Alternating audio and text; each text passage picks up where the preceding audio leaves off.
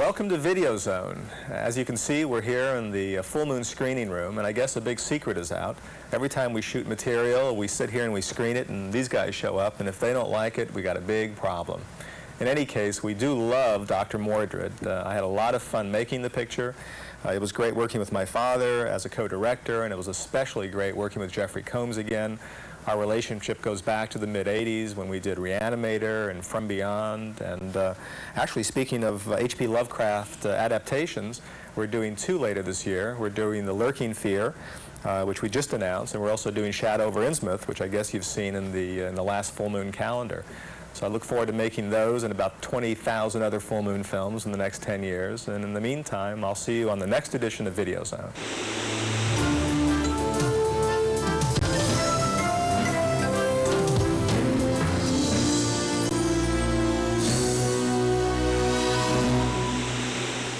Wizardry, sorcery, and dinosaurs walking the earth. A prescription for movie magic, written by Dr. Mordrid. Full Moon's latest and greatest release. Charles Band, chairman, creator, and mastermind of Full Moon Entertainment, takes time out to direct. He manages to juggle directing with other Full Moon responsibilities by sharing the job with his dad, veteran film director Albert Band. You say action, I'll say cut. He's directed most of it. I came in when he was busy. Well, we do have that routine. I'll say something, and even if it's right or wrong, I'll say something like, okay, now the actor's going to move over there. Is this a good shot? Yes. It's the Ed McMahon yes. Or he'll say it, and I'll go, yes. Charlie was on all my sets when I was directing movies in Europe from the age of, I would say, 9, 10, 11, something like that. Yes. Yes, so it's an old relationship. Yes. There are more bands involved in Dr. Mordrid than the directors.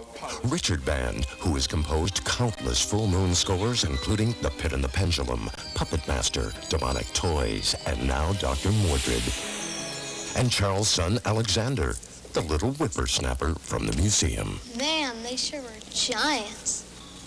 I remember them being much bigger. Action! Jeffrey Combs, star of Reanimator and From Beyond, is Dr. Mordrid. Move it, you're dead. He's a good sorcerer. There's such a thing as a bad sorcerer, and as we have in this movie, and a good sorcerer. Hands! Whoa! Whoa! Hands down. Good hands. Good hands. It's make-believe. You know, when you were a kid and you used to put a towel around your neck and run around the backyard and, well, maybe you didn't, but I did. And then I wanted to be Zorro, and then I wanted to be Superman. And now I'm Dr. Mordrid. You're a fool, Anton. If the people of Earth knew what you really were, they would kill you. Brian Thompson plays one of Full Moon's vilest villains, Cabal.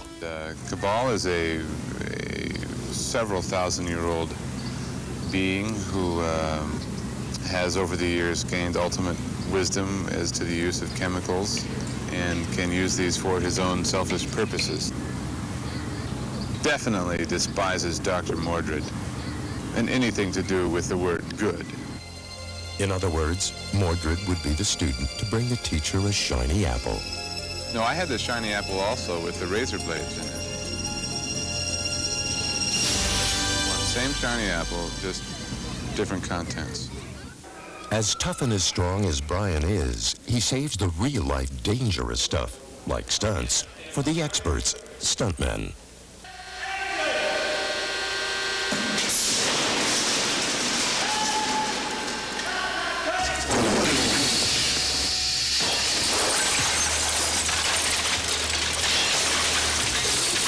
Yes. Yes. No! I gotta kill him! Balancing the evil with good is Dr. Mordrid's love interest, Samantha, played by Yvette Kniper. Samantha's a determined woman. She knows what she wants. She's pretty smart, too. She knows all about the demonology, which I had no clue about. So I sort of read up on it a little bit, but it's so entailed. It's amazing. Will Full Moon fans see more of Sam and Mordrid? Well, that's for us to know and you to find out. But I told him about the twinkle in her eyes. Well, lots of twinkles. Oh, well. See, we won't tell you anything. It's all up to you guys. Yeah. Guess it could be worse. It could be better.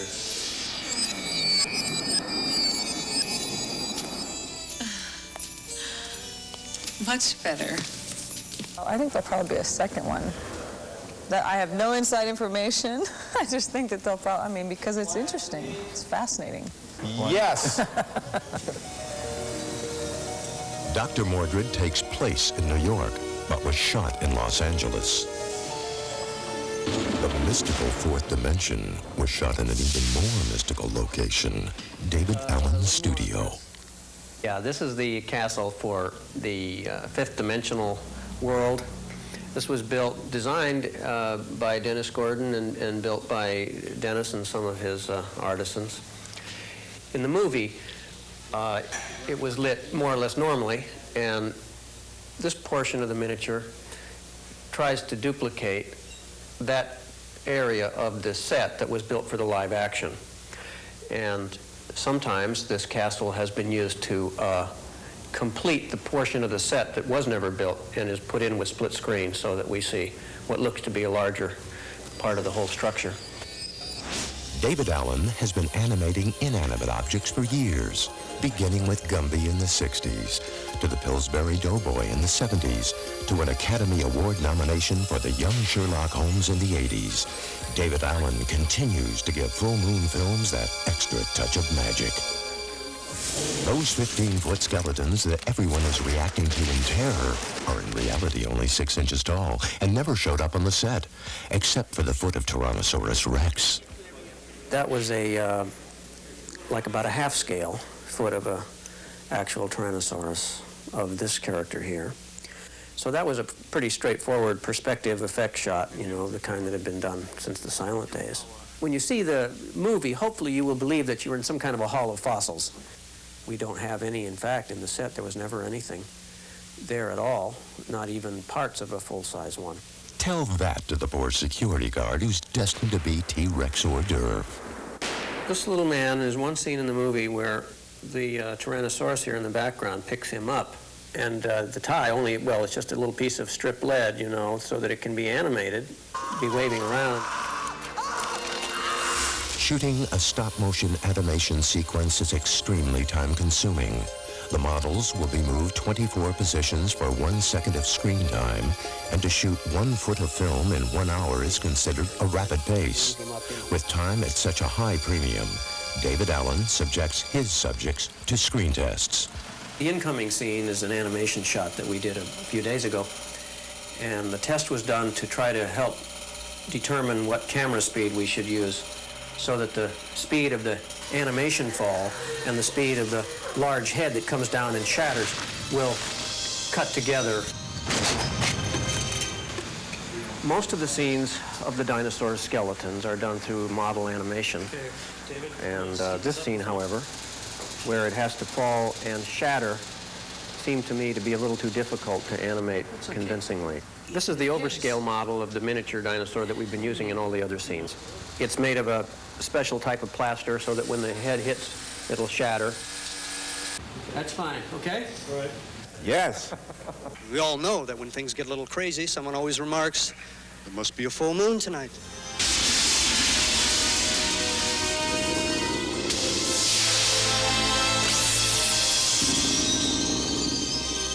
Dr. Mordrid, master of the unknown. It's fun directing with Sonny Boy, too. Yes, that's great. Very much so. And we hope to do many more. Many more. Yes. Pretty silly, huh?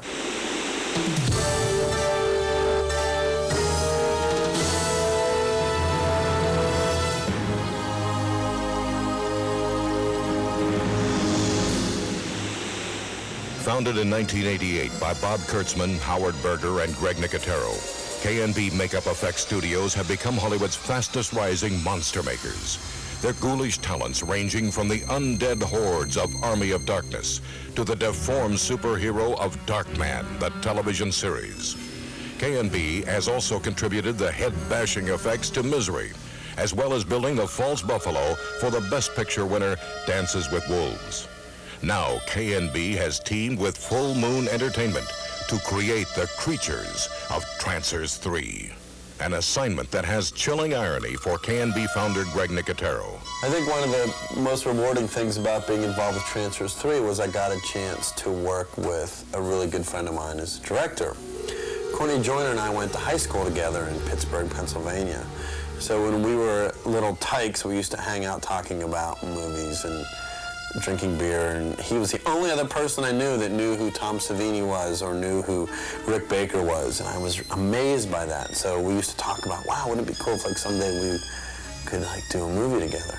So as soon as I found out Trancers was happening, I called him instantly and said, Court, this is like an opportunity for us to realize our dream, man, to like do a movie together. So from that point on, he pulled me into the project and we started designing stuff. We went right into Shark, who was the lead character of the film as far as the prosthetics were concerned. Hi, I'm John Bisson, K&B FX's designer. And with the character Shark, we wanted to do something a little different. Not like today's cyborgs, which you see all over the place. And what we decided to do was create a character that was part machine, part shark, and part human. Our first designs were a bit heavy metalish. And then from there, we decided to go more and more along the lines of a predatory type of killing machine. This is Shark. Once the design was approved by our director, Courtney, our next step was to create a three-dimensional foam latex mask. Hi, I'm Ari Mihailoff, and that was the character Shark. This is the third role that I've done under mask. The other two are Texas Chainsaw Massacre #3 and Adventures in Dinosaur City. Now for this movie, I'm going to be wearing a mask designed by this man right here. Hello, my name is Gino Crognali. I did the sculpture and molding and painting of this character, Shark. So we'll be applying it to RA right now. This mask is designed as a full pullover head, just for time restraints on set. Okay. Now the mask is on, and the lip gets glued down with a product called 355 medical adhesive. It's a clear adhesive that helps hold the lip in place of the mask, so when RA speaks, the lip moves with him. And then after the lips are glued down, we insert the dentures, top and bottom dentures of chrome teeth, and this is the top pair,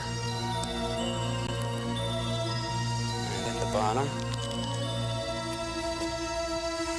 And the next step is to paint the lips black to help match and blend in his real lip tone.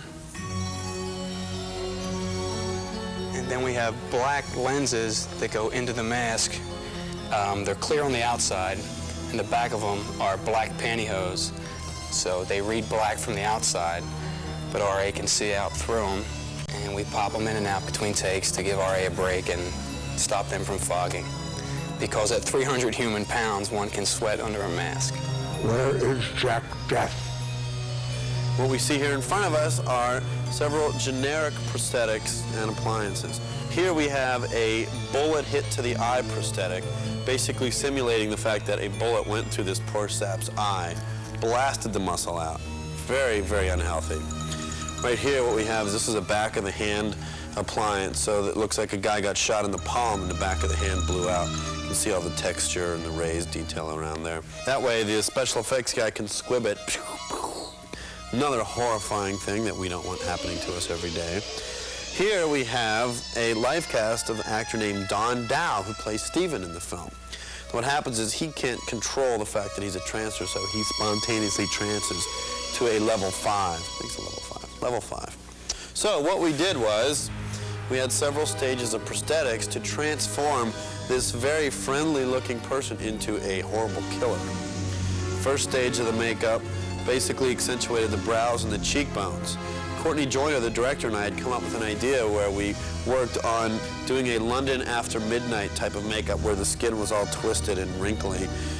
So this was the first stage, and then the second stage we accentuated those aspects as well as aspects of the actor's face to make it look more sinister and menacing, almost like an animal we exaggerated the wrinkled skin even more. Once this was all painted up with discoloration around the eyes, it looked quite impressive. So if you want to become a trancer, all you need is one of these. And there you go.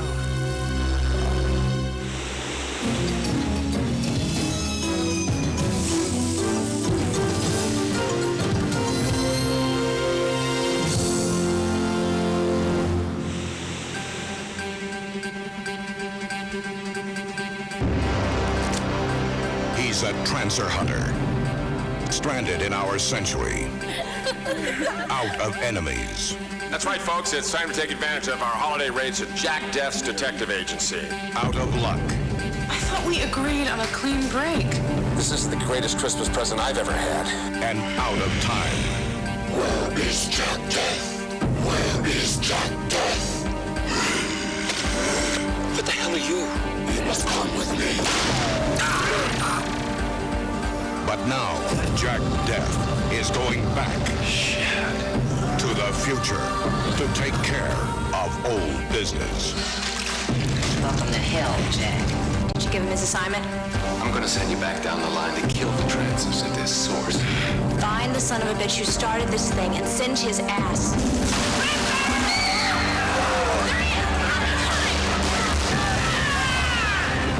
We need you down the line, Jack! You'll see me again, Alice. You better get to Lena. Go! Can I help you? I know this is a hell of a shock. I would have called first. I got some transfers to send you, and I need your help.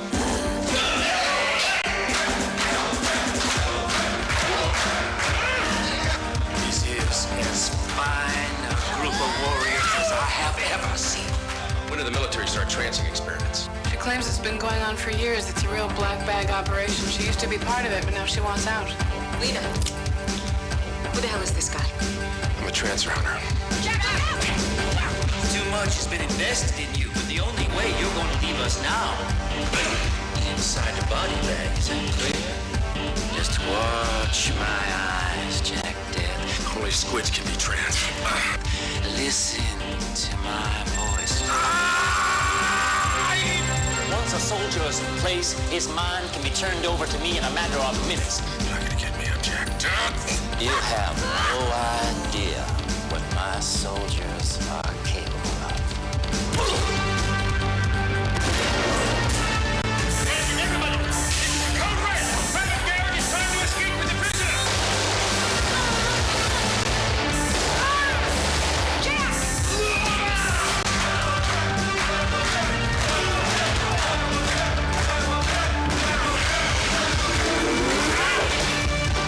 3 times, and you're death.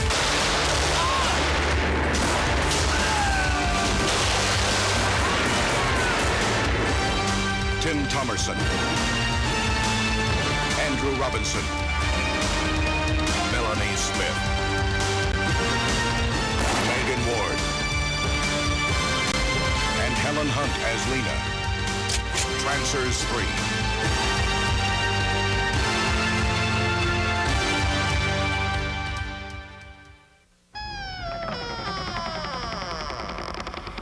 The entire town of Pahuta is tuned to Superstation 66.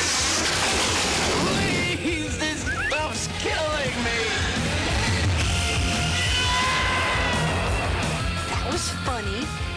But while Dangerous Dan O'Dare is rocking the airwaves, a disc jockey from outer space is about to change the frequency to total terror.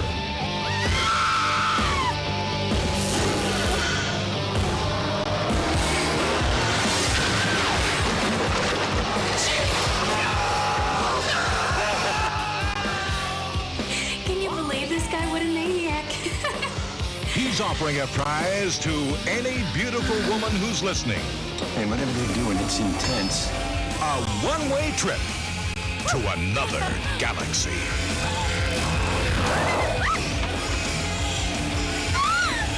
It really sucks! Aliens are using my voice to aim their machinery. Oh, my God. Turn off your radios, people. They're doing it again.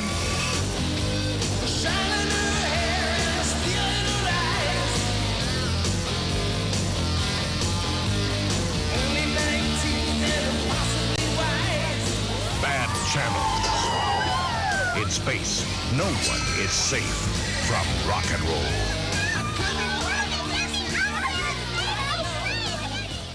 In Comet Valley, the seeds that aliens have planted have grown inside of human souls. The question is, are you one of them? Or one of us? We can't be sure about anyone anymore.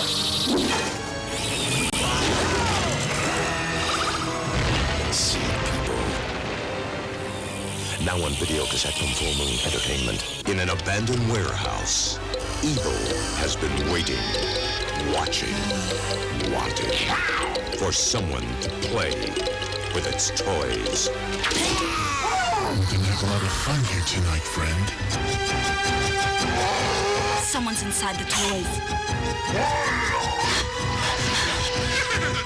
What do you want? Demonic toys. Now on video cassette from Full Moon Entertainment. Beyond desire. Beyond evil. Beyond imagination. Lies the doorway between heaven and hell.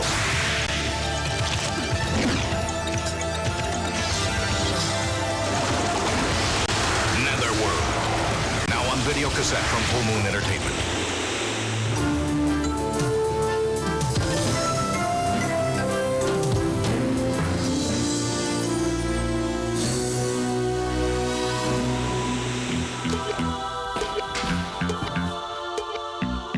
Hi, Full Moon fans. I'm Charlie Spradling, and I'm here on the set of Trancers 3 to tell you about our hottest new collector's items. Moonstone Records has just released the newest soundtrack from our movie Bad Channels. This CD has over 70 minutes of songs by such great new acts as Psychotic Symphony, DMT, and Fair Game. Even the legendary rock band Blue Oyster Cult performs 2 songs, as well as the movie's original score. At Full Moon, our imagination just keeps growing, especially with our new trading card sets from Seed People and Bad Channels. Now you can learn the secret origins of monster plants and intergalactic bands. The cards also have full-color drawings of your favorite characters. But our wildest moving pictures are our comic book versions of Doll Man and Demonic Toys.